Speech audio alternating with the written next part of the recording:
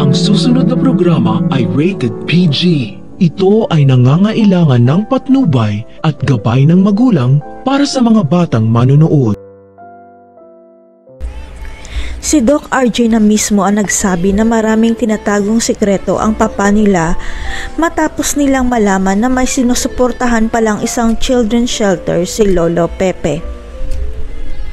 Kaya nang malaman ni Annalyn na nagpe-perform pala si Lolo Pepe tuwing Pasko para sa mga bata, hindi sila nagdalawang isip ni Justine na mag-perform kapalit ni Lolo Pepe. Hanggang sa makilala ni Justine ang batang si Andoy sa children's shelter dahil pakiramdam niya magaan ang loob niya sa bata na tila hindi niya maipaliwanag.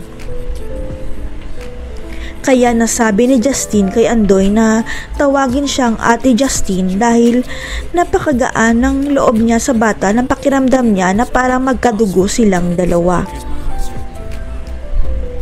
Hindi nga nagkakamali si Justine sapagkat si Andoy ang dahilan kaya sinuportahan ni Lolo Pepe ang children's shelter dahil may nadiskubre siya tungkol sa ama ni Andoy. Noong hindi pa nakoma si Lolo Pepe, may lumapit sa kanya na isang babae na nagpakilala na siya ang tunay na ina ni Andoy at ibinunyag nito ang nakakagulat na sikreto. Ayon sa nanay ni Andoy, ang anak ni Lolo Pepe na si Doc RJ ang tunay na ama ni Andoy dahil nabuntis pala siya ni Doc RJ noong lasing ito dahil sa problema niya kay Moira. Katulad na nangyari noon kay Lynette, nabuntis rin siya ni Doc RJ noong lasing ito dahil may pinagdadaanan siyang problema kay Moira kaya nabuo si Annalyn. Sa kasamaang palad, hindi na naituloy ni Lolo Pepe ang pag-iimbestiga tungkol sa batang si Andoy dahil sa nangyari sa kanya kaya si Doc RJ mismo ang makakatuklas ng katotohanan.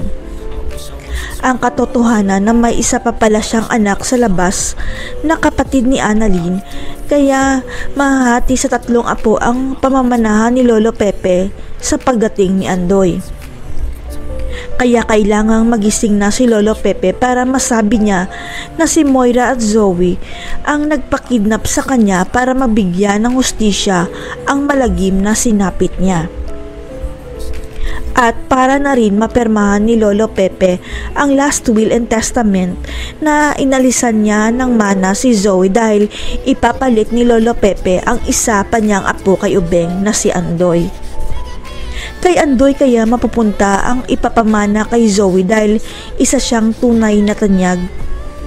Magiging kakampi kaya o magiging kalaban ni Annalyn ang pinsan niyang si Justine? Abangan.